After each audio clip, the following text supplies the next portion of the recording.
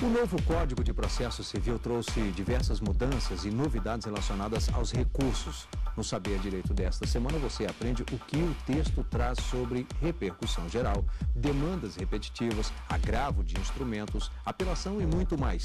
O convidado é o professor, doutor e especialista em Direito Processual, Charley Teixeira Chaves. Estamos no Saber Direito hoje para tratar sobre um tema extremamente importante. Recurso no novo CPC. Recurso no novo CPC de 2015. É um tema extremamente importante porque houve diversas modificações e essas modificações nós vamos tratar nessas aulas. Meu nome é Charley Teixeira Chaves, sou o professor que vai iniciar esse curso.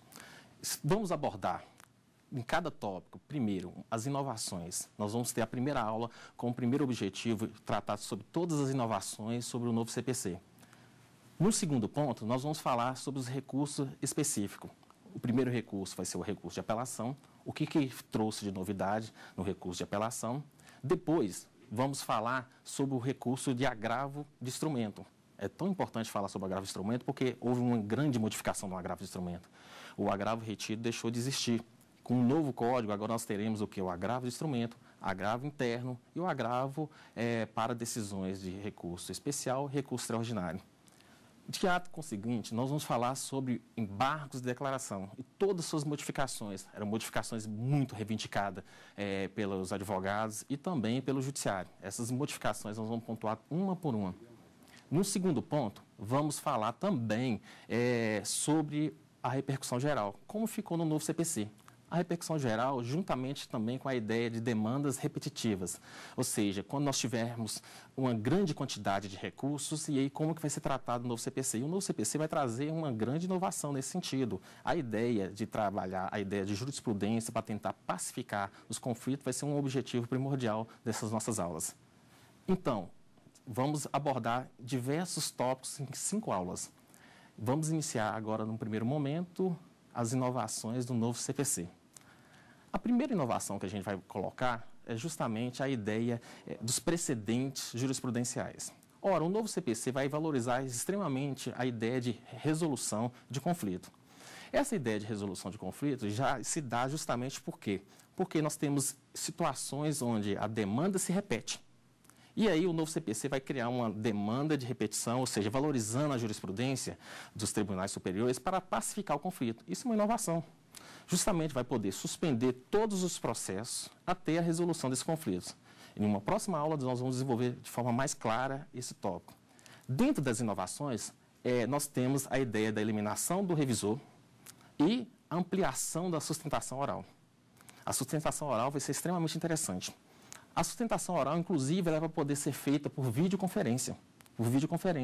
Uma situação muito reivindicada pelos advogados, que os advogados utilizam a sustentação oral justamente para tecer seus principais argumentos e até mesmo para tentar modificar as decisões dos tribunais.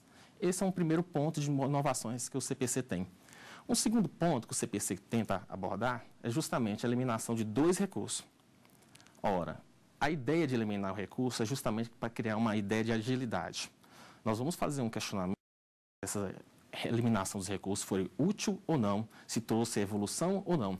Diante de um primeiro ponto, a gente vai falar e colocar que o agravo retido é eliminado. O que seria o agravo retido no atual CPC? É justamente para decisões interlocutórias, decisões entre falas. Ora, aquelas decisões não urgentes, para evitar a preclusão da matéria, cabia um recurso chamado agravo retido. O novo CPC vai eliminar esse agravo retido e transformar apenas em agravo instrumento, mudando a ideia do agravo instrumento e colocando o agravo instrumento, tirando de uma ideia de conceito. Antes era um conceito para decisões urgentes, agora é um rol taxativo. O novo CPC de 2015 vai trazer um rol taxativo de inúmeras hipóteses para poder manejar o agravo instrumento. E o agravo retido é eliminado.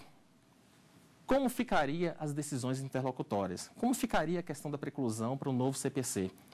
Vamos colocar retrabalhar uma recompreensão das ideias, das decisões interlocutórias que não são decisões urgentes, que não estão dentro do rol taxativo do agravo instrumento do novo CPC.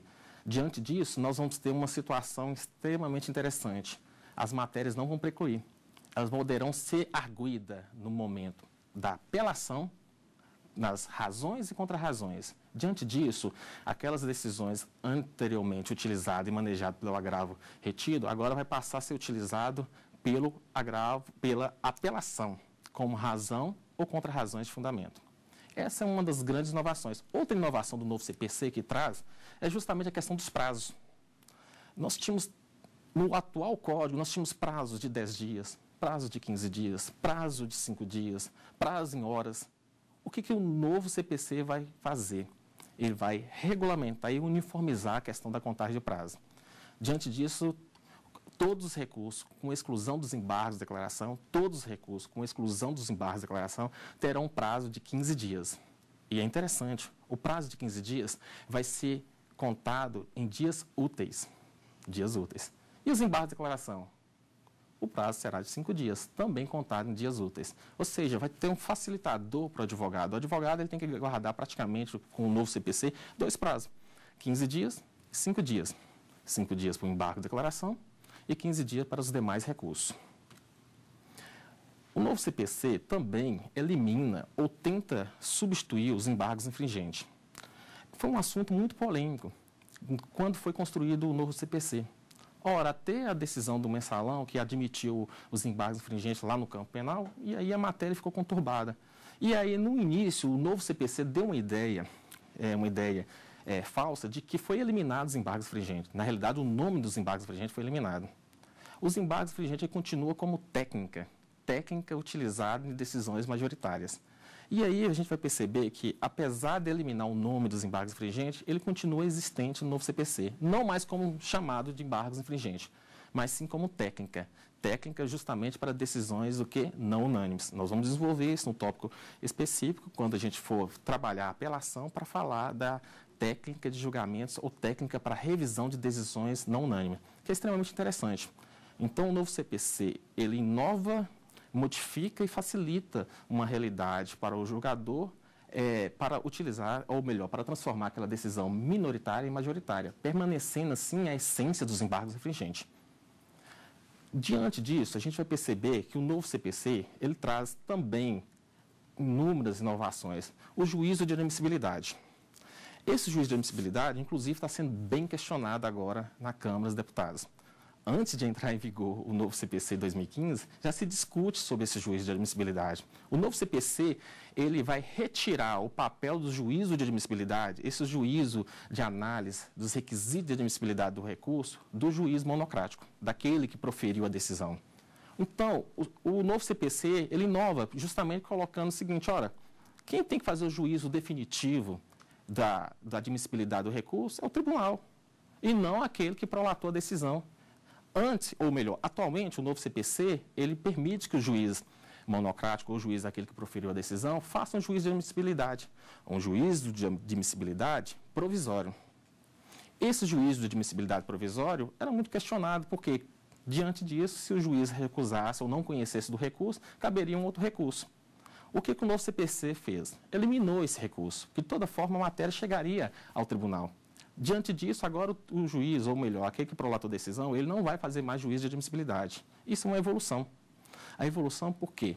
Nós temos um código que ele agiliza, elimina uma etapa recursal sobre a questão do questionamento recursal e deixa para aquele, ou melhor, para o relator ou para os demais julgadores decidirem se há ou não juízo de admissibilidade. Então, isso é um ponto extremamente focal do novo código. Uma situação extremamente importante. O novo código trabalha e valoriza muito a ideia de fundamentação das decisões. Tanto é esse objetivo que lá no agravo interno coloca-se uma situação interessante. O agravo interno é uma modalidade nova, ou melhor, já existia no CPC de 73, mas no 2015 ele coloca de forma mais nítida e regulamenta.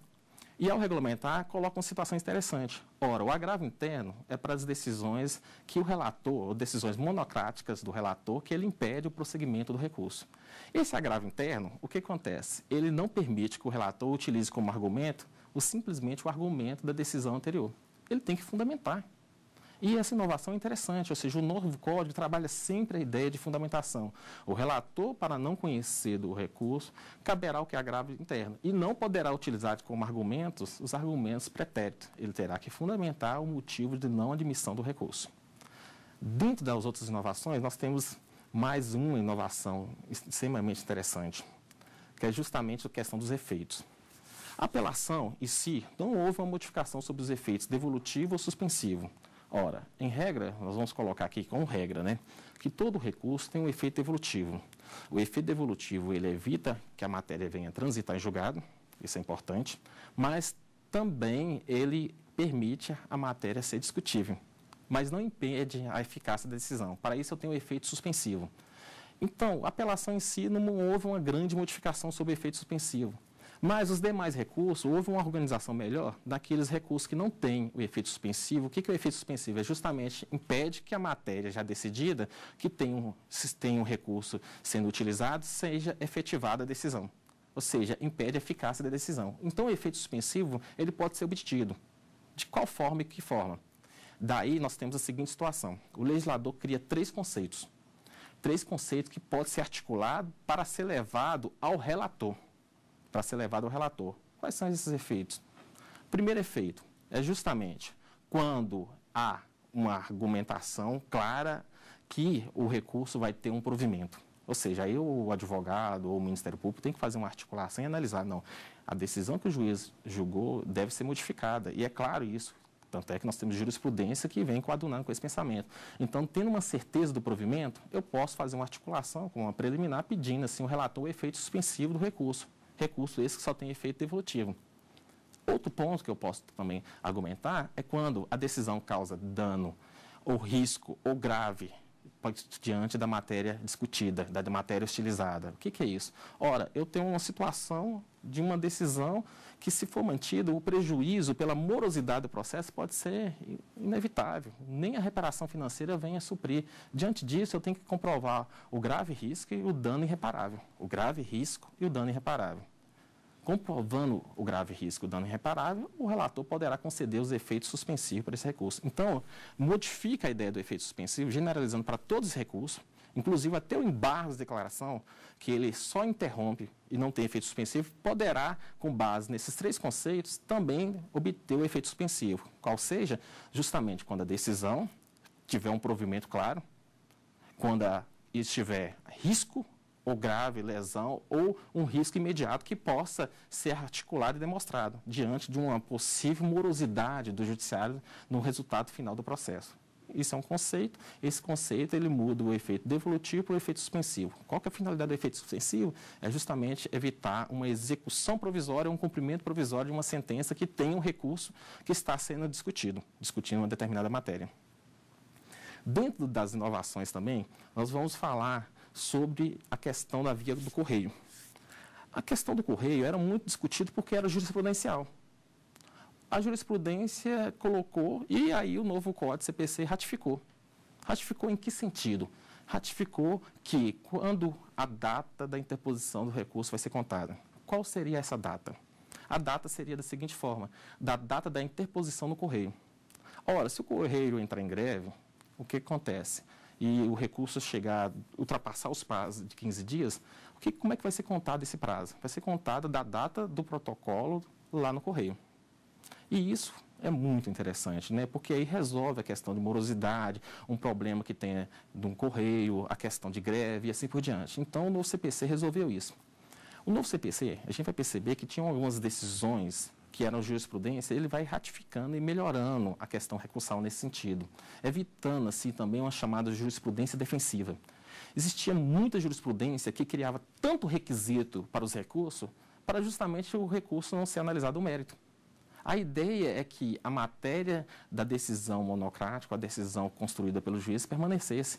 E aí criava tanto requisito de admissibilidade, nós vamos colocar um comparativo como se fosse uma condição da ação, mas aqui nós vamos chamar de condição recursal, que as jurisprudências acabavam criando uma situação quase impossível do manejamento do recurso. O novo CPC vai trazer uma inovação.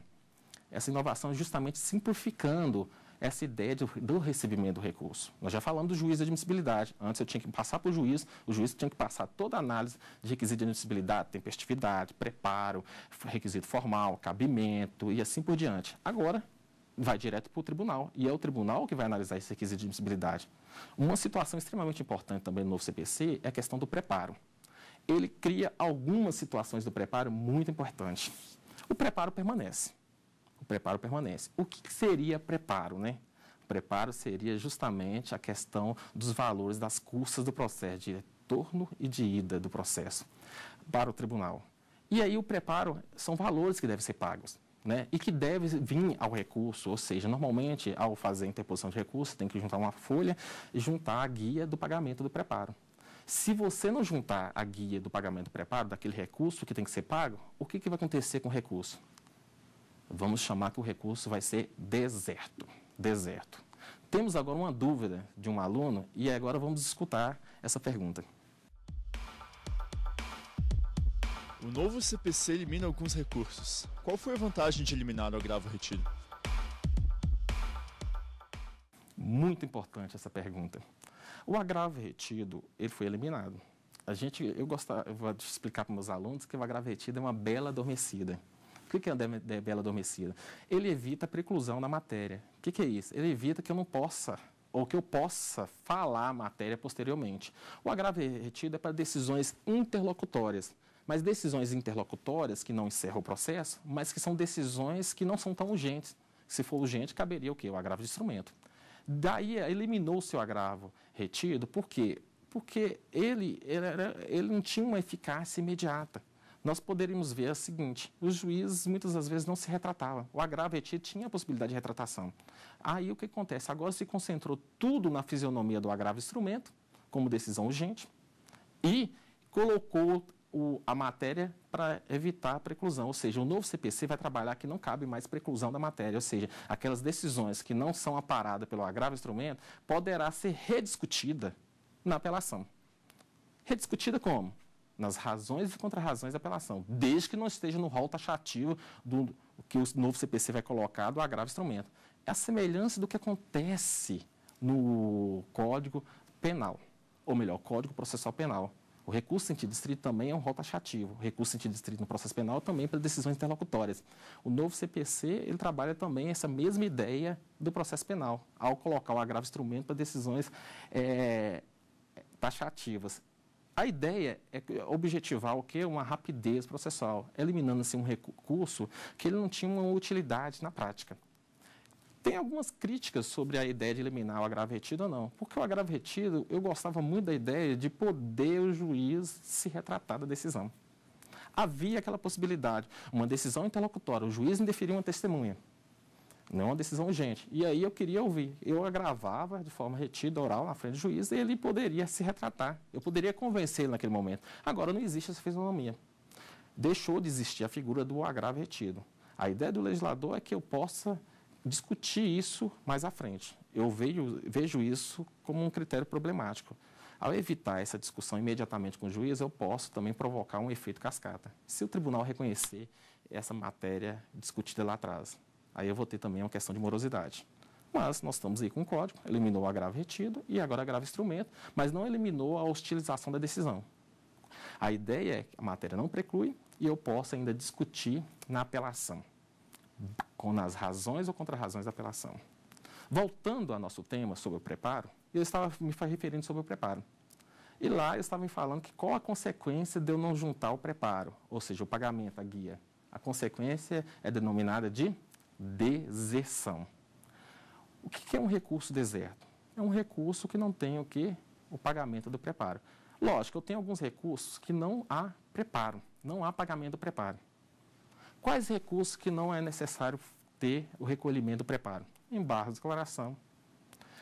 Também temos o recurso, o agravo para decisões de recurso especial contra decisão que não recebe o recurso especial, recurso extraordinário. Também temos aquelas pessoas isentas do pagamento do preparo, né, as autarquias, a União, o município, o Ministério Público e as pessoas que foram deferidas justiça gratuita, né? Aí nós temos uma suspensão da cobrança do valor das custas, né? Tirando essas situações, o preparo tem que ser recolhido. Se não for recolhido, não vamos falar em deserção. Deserção é o quê? É não recebimento do recurso por um requisito de admissibilidade. O recurso não é conhecido. O legislador inova. Uma primeira inovação é o seguinte: se a parte não comprovar nos recursos, ou seja, não comprovar como? Ela tem o recurso e tem uma folha lá onde tem a guia. Não comprovar o recolhimento das custas. O que vai acontecer? O legislador inova. Ele vai falar o seguinte: vai intimar o recorrente na figura do advogado, e aí o advogado, o novo CPC, coloca o advogado como responsável pelo recolhimento do preparo. Não sei se é bom ou ruim, porque o advogado é tão sobrecarregado com várias situações, e muitas das vezes o cliente dele some. E aí nós estamos falando de dinheiro para pagar custas. E aí o que acontece? O advogado é intimado e terá o prazo de 5 dias para comprovar o recolhimento. Então, o novo CPC está dando uma chance que não existia no CPC atual, de 73. Ou seja, eu não recolhi, então vai ser intimado na figura do advogado e terá o prazo de 5 dias. O que acontece com o valor? O legislador colocou, vai ter que 5 dias, mas tem que pagar em dobro. Ora, ele não comprovou o pagamento, então vai ter que pagar em dobro. Então, o novo CPC vai inovar nesse sentido. O que acontece quando o valor é insuficiente? Essa regra da insuficiência do preparo, o que é isso? Eu tinha que recolher R$200, recolhi 100. O CPC antigo e o atual mantém a estrutura da insuficiência. Também é intimado o advogado para recolher o quê? O remanescente. Isso não houve modificação. Mas situação diversa do novo CPC é quando o advogado é intimado, porque não tinha nem comprovação de recolhimento, ou seja, não tinha nada lá, e aí ele tinha que pagar em dobro. O valor é a consequência. Intimado em 5 dias, tem que pagar o valor em dobro. Se o advogado recolher, nesse momento, o valor insuficiente, não será dada a oportunidade de complementar. O recurso não será conhecido. Então, nós não podemos dar inúmeras chances para resolver a questão do preparo. Então, o novo CPC, ele não dá a nova chance na questão da insuficiência. Novamente, quando o advogado não comprovou o recolhimento, ele é intimado para recolher o valor em dobro e ainda ele recolhe o valor insuficiente. O novo CPC também tem uma questão também muito interessante. No momento da interposição do recurso, ele é feito através de uma guia. E os valores são colocados e divulgados no tribunal. Muitos advogados têm sérias dúvidas de como fazer esse cálculo e isso acaba criando um transtorno. Alguns advogados recolhem valor para mais, outros para menos. A questão do valor insuficiente, nós já falamos. Ora, ele terá, se o valor for insuficiente, o recurso dele não é deserto, não. Ele vai ter mais uma oportunidade de completar o respectivo valor. Mas, o que acontece quando a guia foi mal preenchida? Ou tinha uma dúvida, ou ele juntou a guia de um recurso errado? Ou seja, o novo CPC vai tratar sobre esse assunto. Olha só, o novo CPC está resolvendo situações pontuais que, no passado, muitos recursos não foram recebidos. Por uma regra formal tão rigorosa do CPC de 73, que agora está sendo mitigada, ou melhor, abrandada. Se tiver dúvidas sobre a guia ou mau preenchimento, o relator vai intimar o advogado para manifestar no prazo de 5 dias. Ao manifestar no prazo de 5 dias, ele vai ter a oportunidade de sanar essas dúvidas. Essa é a situação do preparo. Então, são essas inovações do preparo. O novo CPC ainda trabalha a ideia da desistência do recurso. Continua a mesma regra. O que é a mesma regra? A parte pode desistir do recurso, independente da aquiescência ou da manifestação da vontade da outra parte. Uma grande discussão porque o novo CPC vai trabalhar a questão de demandas repetitivas, ou a ideia de multiplicidade de recursos sobre o mesmo assunto. O novo CPC, ele vai trabalhar isso. Em que situação que exterioriza essa ideia de demanda de repetição? É quando eu tenho uma multiplicidade sobre o mesmo assunto, sobre o assunto é de fato de direito. Ora, se essa matéria é discutida pelo tribunal, e agora o novo CPC vai permitir que não só o Supremo ou o STJ que venham uniformizar o entendimento, mas também os tribunais de justiça e os tribunais regionais federais também vão ter, dentro do âmbito da sua competência, da sua extensão de comarca ou de seção, vão poder também criar súmulas para uniformizar determinada matéria. Imagine o seguinte: seu recurso foi escolhido como recurso paradigmático, ou a amostragem da matéria que está sendo discutida sobre uma matéria de direito que está sendo repetida. E aí eu uso uma estratégia. Qual que é a estratégia? Desistir do recurso. A partir do momento que eu posso desistir do recurso, eu não preciso da aquiescência da outra parte. O que o novo CPC coloca? Permite a desistência, mas evita que a matéria não seja alvo da demanda repetitiva. O que eu estou querendo falar? Eu estou falando que, apesar da desistência, a matéria continuará sendo analisada para ser utilizada como padrão de amostra. A amostra permanecerá, apesar da desistência do recurso pela parte que manejou. Isso é uma inovação do novo CPC. O novo CPC também, ele vai mitigar a questão do rigor formal. Nós temos um requisito de admissibilidade, que se não for preenchido, o recurso não é conhecido. Como se chama esse requisito? Requisito formal. E o nome já fala, requisito formal, que ele tem uma formalidade. O recurso ele tem que seguir alguns requisitos básicos. A narrativa dos fatos, a decisão estilizada ou a decisão insatisfeita, o pedido e os requisitos de cada recurso. Cada recurso ele tem um requisito geral, que todos devem ter, mas tem requisito específico. Ora, em base da declaração, além de ter requisitos gerais, tem requisito específico. Exemplo, omissão, obscuridade, contradição. Então, esses requisitos têm que ser preenchidos, manejados e demonstrados. O que o novo CPC vai fazer com esses requisitos formais? Exemplo, o agravo de instrumento, ele tem uma obrigatoriedade em algumas peças. E a ausência dessas peças, justamente porque ele é interposto o agravo de instrumento, seja pelo novo CPC, seja pelo CPC de 73, que é o nosso atual ainda, ele é manejado diretamente ao tribunal.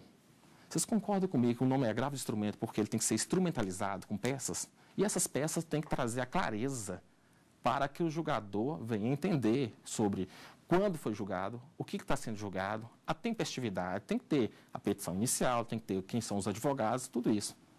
O que o novo CPC vai fazer? Mitigar um pouco essa obrigatoriedade formal. Como assim, professor Charlie? Ora, o novo CPC ele vai abrandar esse rigor excessivo de formalidade, permitindo, toda vez que eu tiver vício, algum vício formal ou alguma documentação exigível, ela poderá ser resolvida depois de uma intimação feita aos advogados das partes no prazo de 5 dias.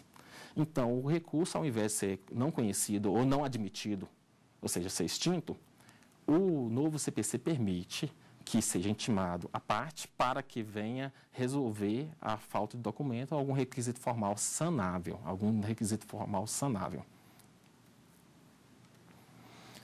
Uma inovação do novo CPC é justamente sobre a questão de fato superveniente à decisão. Ora, é possível que uma decisão ela não analise um fato superveniente. Seja um fato passado, mas que não tenha conhecimento das partes. Por algum motivo, esse fato não foi apresentado nos autos. E se esse fato pode ser reconhecido de ofício, o que acontece? O novo CPC vai trabalhar muito a ideia da observância do princípio do contraditório. O novo CPC ele realmente ratifica o princípio constitucional do contraditório de forma bem robusta, fortalecendo também a ampla defesa, que eu gosto de chamar de ampla argumentação, para fortalecer mais ainda a fundamentação das decisões. Nós sabemos que as decisões atuais elas têm uma fragilidade sobre fundamentações. Muitas das vezes, quando a gente pega alguma decisão de algum juiz, a gente percebe que é uma reprodução de artigo ou de jurisprudência e o caso concreto não é demonstrado ou articulado. A decisão parece ser fundamentada, mas o caso concreto parece que não está nos autos. Simplesmente há uma grande quantidade de jurisprudência e reprodução da lei. E o contexto fático do caso concreto não é demonstrado. O novo CPC vai ratificar a ideia do princípio do contraditório. Ora, fato superveniente. O relator recebeu um processo e verificou a existência de um fato superveniente. Ele poderia decidir de ofício. O que o novo CPC vai fazer? Abrir vista para outra parte, para que venha manifestar o quê? No prazo de 5 dias. Isso é muito importante. Ele, ao invés de decidir de plano uma matéria de ofício, ele vai ouvir as partes. Isso representa o princípio do contraditório. Eu gosto de falar que o princípio do contraditório, ele simplifica com 2 falas. Informação, eu estou sendo informado. Então, eu estou tendo um fato superveniente que o relator poderia reconhecer de ofício e a matéria é direito, mas ele realmente repassa para as partes. Então, eu estou sendo informado. E aí eu tenho a possibilidade de reação.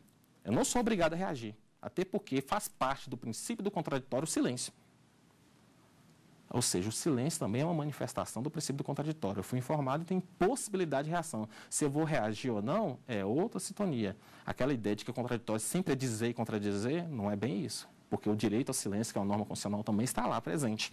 Então, o silêncio também representa uma manifestação.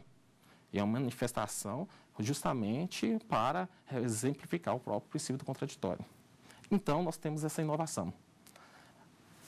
O novo legislador, no novo CPC de 2015, ele está extremamente preocupado com agilidade. Ora, nós sabemos que o tribunal tem prazo para publicar suas decisões, né? Nós sabemos que toda vez que o relator tem alguma dúvida sobre algum julgamento, aí vem a importância da sustentação oral, né? O novo CPC vai vigorar muito a ideia da sustentação oral. Inclusive, a sustentação oral agora pode ser feita por videoconferência.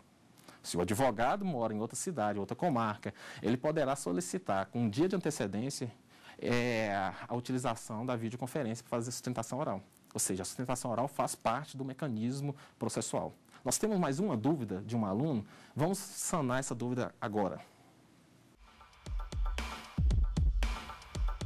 Como ficaria as decisões interlocutórias que não estão no rol testativo do agravo de instrumentos? Boa pergunta. A dúvida sobre decisão interlocutória é muito grande, né?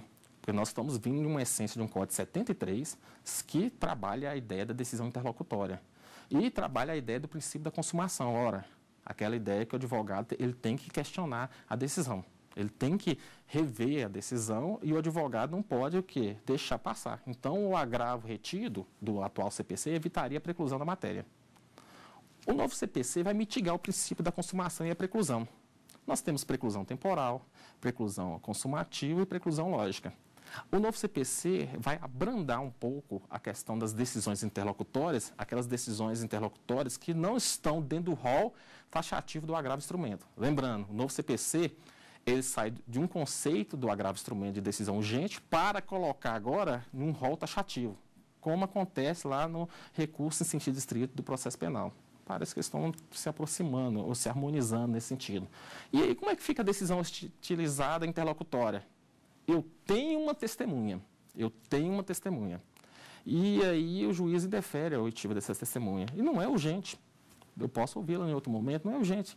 Antes eu tinha um agravo retido, oral, que possibilitava até retratação. Se não retratasse, ela poderia ser já arguída como argumento da apelação, como uma preliminar do argumento da apelação, seja nas razões recursais ou nas contrarrazões. Mas eu tinha que interpor o agravo retido. Agora não preciso mais.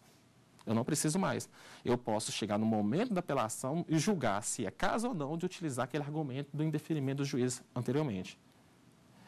Essa situação evita a preclusão. Na realidade, o legislador vai falar que as matérias, decisões que não são urgentes, não vai precluir. Pode ser arguida nas razões e contrarrazões da apelação. Antes eu tinha a chamada bela adormecida, que é o agravo retido, que ele só suscitou seus efeitos no momento das razões e contrarrazões de apelação. Eu utilizava outro recurso para tentar recorrer de uma decisão hostilizada ou uma decisão insatisfeita do juiz de uma decisão interlocutória. E agora eu tenho apelação. A apelação, ela vai poder utilizar e discutir, seja nas razões recursais ou nas razões recursais, as decisões interlocutórias.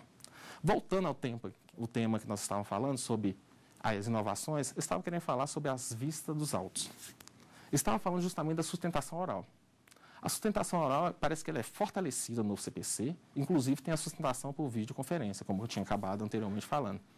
O que acontece no novo CPC? O relator, após uma sustentação oral, tanto o relator como os demais desembargadores, os demais julgadores, os demais ministros, eles podem entender que a sustentação oral trouxe uma inovação. Diante disso, pode o quê? O desembargador, os ministros, ou seja, os julgadores em si pedir vista. Como que era atualmente a vista? O novo CPC vai trazer uma inovação. O que mantém? Mantém a vista no prazo de 10 dias, mantém as vistas no prazo de 10 dias, e que deverá aquele julgador que pediu vista dos autos para poder decidir depois, para estudar os autos de forma mais detida, ele deveria devolver os autos na sessão seguinte. Caso não fosse devolvido, não existisse pedido de prorrogação, era determinado um novo julgamento. O novo CPC vai inovar em que sentido? Ora, após o prazo de 10 dias, não existindo pedido de prorrogação, o novo CPC vai determinar uma data de julgamento de sessão e caso o julgador não venha proferir seu voto e vai chamar um julgador, ou melhor, um juiz substituto, ou melhor, vai substituir o juiz, que deveria prolatar, justamente com uma ideia de celeridade. Ora, não há de pensar que ele pede vista por 10 dias, não pede prorrogação e se mantenha com a decisão sem resolução. Então, a ideia é justamente passar para um substituto. Então, o presidente da Câmara, do órgão fracionário, ele vai determinar um novo julgamento e aí, verificando essas condições, pediu vista 10 dias, não há prorrogamento, não houve apresentação das razões do recurso, ou melhor, do julgamento no prazo de 10 dias. Então, nós vamos ter o quê? A possibilidade de indicar um juiz substituto. Essa é uma inovação que nós temos no novo CPC.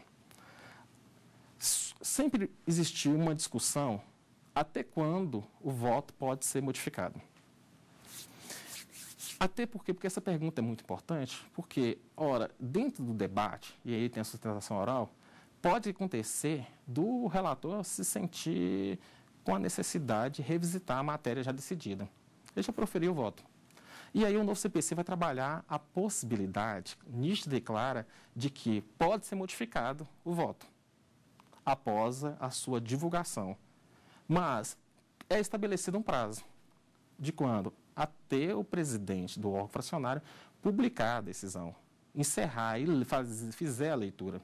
Então, o novo CPC vai trazer justamente aquela ideia que está justamente no artigo 941 do seu parágrafo 1º. O voto poderá ser alterado até o momento da proclamação do resultado pelo presidente, salvo aquele já proferido por juiz afastado ou substituído.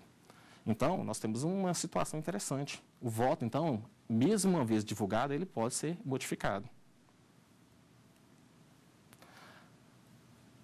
Nós temos também uma questão ainda falando sobre a agilidade do processo. Nós estamos falando de recurso, né? Ora, uma vez decidida a matéria, o recurso ele tem um prazo para ser divulgado ou publicado, né? Aí nós estamos falando do princípio da publicidade. Por quê? Depois da publicação do acórdão, logicamente vai surgir os prazos para outros recursos se couber, se assim a parte decidir, porque nós sabemos que recurso é uma faculta-se agenda, ou seja, uma faculdade de agir da respectiva parte que sentiu a decisão hostilizada ou a decisão insatisfeita. E aí a publicação deve ser feita no prazo de 30 dias. O que acontece quando a decisão não é publicada no prazo de 30 dias? Gera todo um transtorno, uma angústia. E aí nós voltamos na rediscussão da morosidade do processo. O novo CPC vai colocar uma questão muito interessante.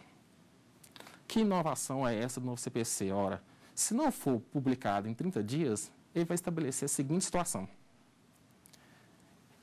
O artigo 944 do novo CPC tem a seguinte redação. Não publicado o acórdão no prazo de 30 dias, contando da data da sessão do julgamento, as notas taquigráficas o substituirão para todos os fins legais, independente da revisão. O que é essas notas taquigráficas? Na realidade, tudo no tribunal, desde a sustentação oral até o julgamento, a leitura do relatório e todo o julgamento, ele é taquigrafado. Em uma outra linguagem, na realidade, existem computadores que gravam tudo aquilo. Há uma gravação de tudo. Ou seja, então, as pessoas saem do tribunal, quando tem um julgamento, quando tem um respectivo julgamento, sustentação oral, eles saem cientes do acórdão. Eles escutam o voto. O voto é falado, é lido. Então, o voto já tem ciência. O problema agora é a publicação. E a publicação tem um prazo de 30 dias. Caso ultrapassar esse prazo, o novo CPC vai falar o seguinte, opa, há uma morosidade. E essa morosidade é sanada daqui de que forma? Vai utilizar as notas taquigráficas. O que vai acontecer? O presidente do tribunal não vai ter o que? A ementa. E não acórdão. Mas vai ter o que? A fala dos desembargadores do julgamento. Então, ele vai reproduzir aquilo e vai elaborar uma ementa e a conclusão do acórdão. Justamente com o objetivo de quê? O objetivo primordial é que a decisão seja publicada o mais rápido possível.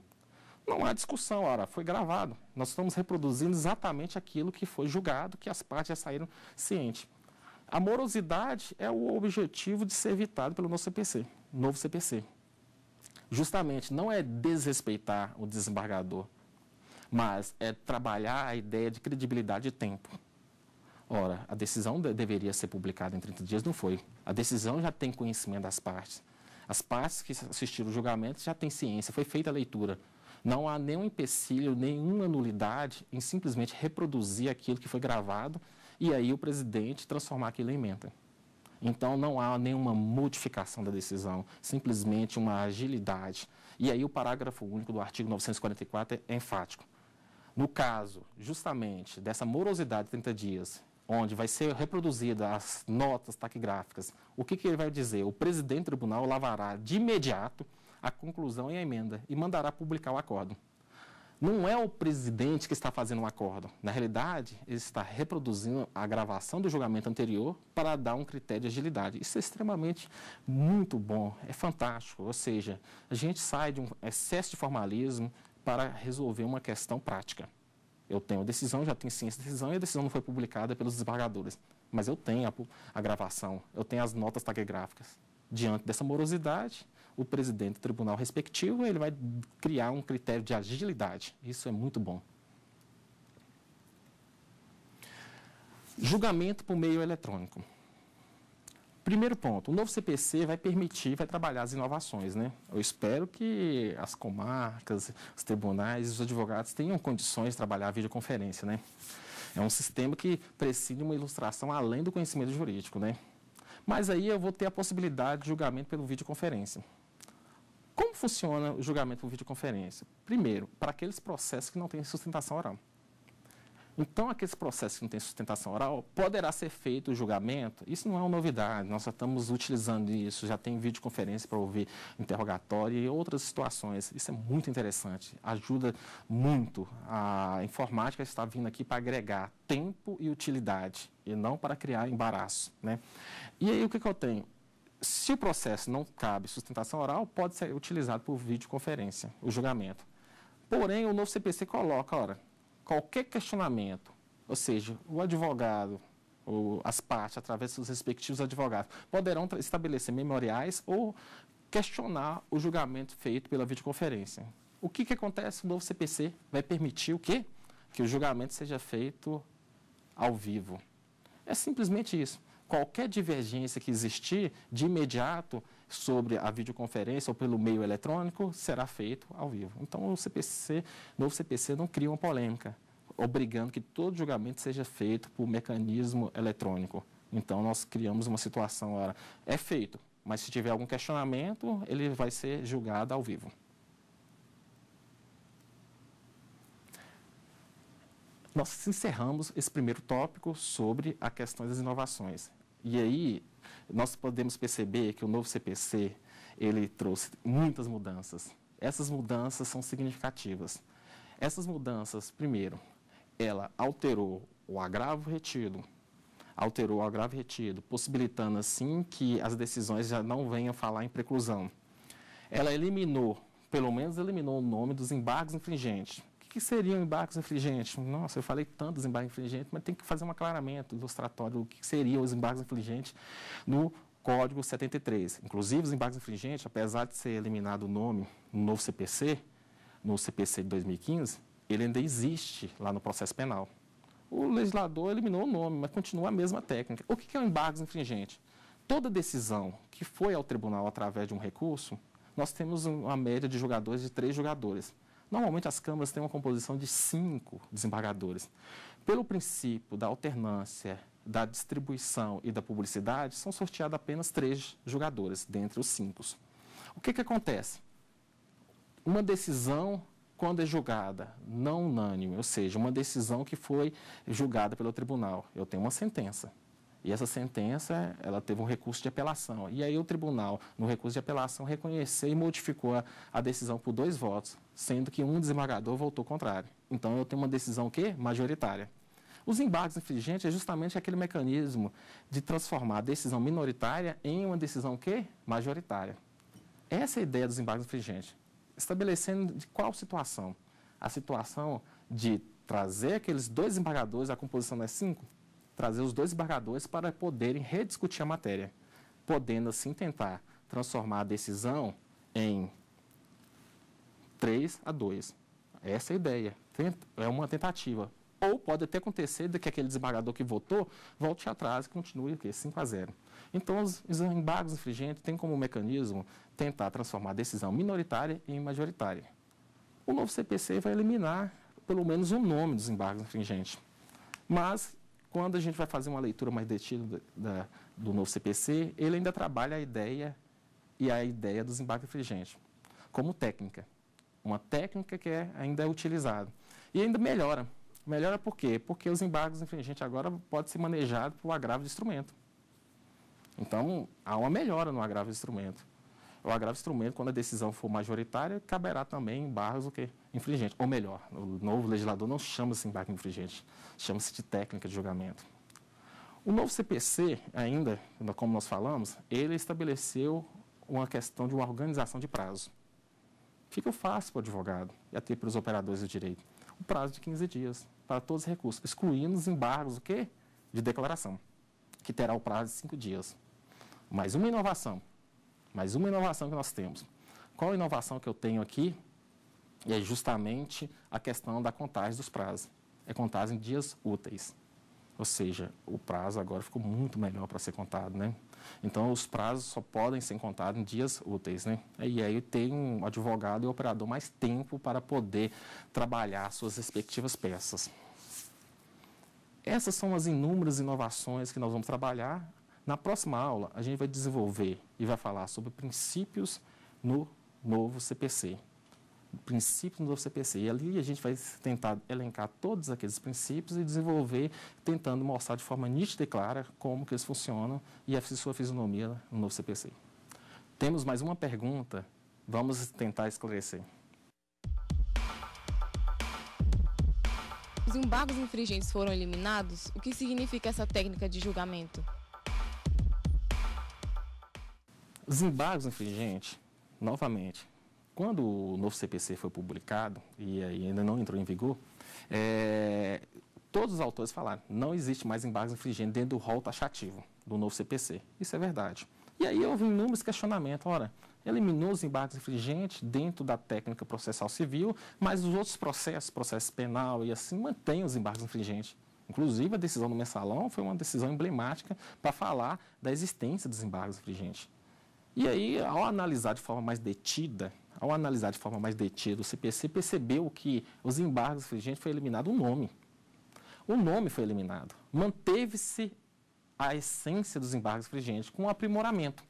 O que aconteceu? O que o novo CPC fez? Transformou os embargos infringentes em uma técnica de apelação.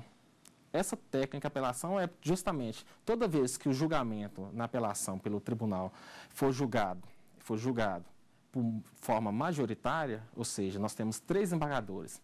Desses 3, nós tivemos um voto a favor do recurso e 2 contra, caberá o quê? Embargos infringentes. E aí o que acontece? A ideia é transformar a decisão minoritária em majoritária. Lembrando, a composição dos tribunais, ou melhor, das câmaras, tem uma composição de 5 desembargadores. De novo, pelo princípio da alternatividade, do sorteio, da distribuição e da publicidade, o que acontece? É apenas sorteado apenas 3 embargadores. Se a decisão for de um voto contra 2, é possível que usar essa técnica para chamar os demais embargadores para tentar convencer que a decisão minoritária é melhor. Para tentar convencer. A ideia é que todos os embargadores podem até refazer seu voto, mas essa é a técnica do julgamento que, na realidade, reproduz a essência dos embargos infringentes. Então, os embargos infringentes, ele, teoricamente, seu nome deixou de existir. Deixou de estar no rol taxativo como recurso e foi consubstanciado como uma técnica. Uma técnica que pode ser utilizada em qual situação?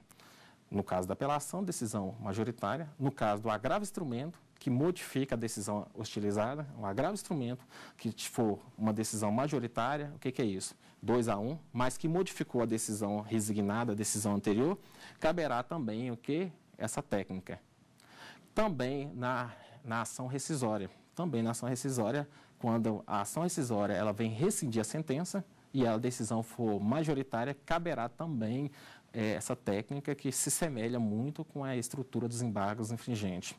Não caberá embargos infringentes quando tiver demanda repetitiva, nem a remessa necessária. A remessa necessária é justamente aquelas decisões contra o Estado, União, município, que tem um recurso voluntário, que é mediado pelo tribunal. Então, nesse sentido, mesmo que o recurso seja voluntário, quando tem como réu o Estado, União, município e qualquer das suas autarquias, não caberá o quê? Essa técnica. Então, os embargos infringentes, ele é eliminado? O nome. Ele sai do rol taxativo, mas mantém-se como técnica. Então, essa é a resposta que nós temos. Concluindo, falamos sobre as principais inovações do novo CPC. Primeira inovação que nós falamos, justamente, prazo. Uniformização do prazo, 15 dias. Prazo contado em dias úteis, excluindo os embargos de declaração, o prazo que é de 5 dias. Outra inovação, eliminação do agravo retido. O agravo instrumento agora coloca as situações e as hipóteses que cabem às suas decisões ou que cabe esse recurso. Então, o agravo instrumento agora, ele tem situações taxativas demonstradas. A questão dos embargos infringentes, se é eliminado ou não. Nós falamos também sobre a questão da sustentação oral. O novo CPC vai valorizar a sustentação oral. Nós falamos sobre a questão da publicação do acórdão. Ou seja, o novo CPC, ele vai tentar facilitar o recurso, eliminar aquelas manobras jurisprudenciais que criavam excesso de formalismo, vai permitir que o juízo de admissibilidade, o que é juízo de admissibilidade? Requisito de admissibilidade recursal seja analisado agora direto pelo tribunal. Antes eu tinha um juízo provisório, que era feito por aquele juiz que prolatou a decisão, e o juízo definitivo, que era do tribunal. Agora não, vai direto para o tribunal. Então, isso também é uma inovação, ou seja, elimina uma fase recursal. Quando o juiz monocrático, que elaborou a decisão, não conhecia do recurso, caberia um outro recurso. Eliminou esse recurso. Agora, vai direto para o relator. Vai direto para o relator que vai fazer o juízo de admissibilidade provisório, que será definitivo quando, logicamente, julgado por todos os membros. Então, o novo CPC vai trazer algumas inovações e que a gente vai abordar nas próximas aulas. Na próxima aula, a gente vai falar sobre princípios recursais. Tem dúvidas sobre o assunto? Então mande um e-mail para saberdireito@stf.jus.br. Você também pode estudar pela internet acessando o site tvjustiça.jus.br.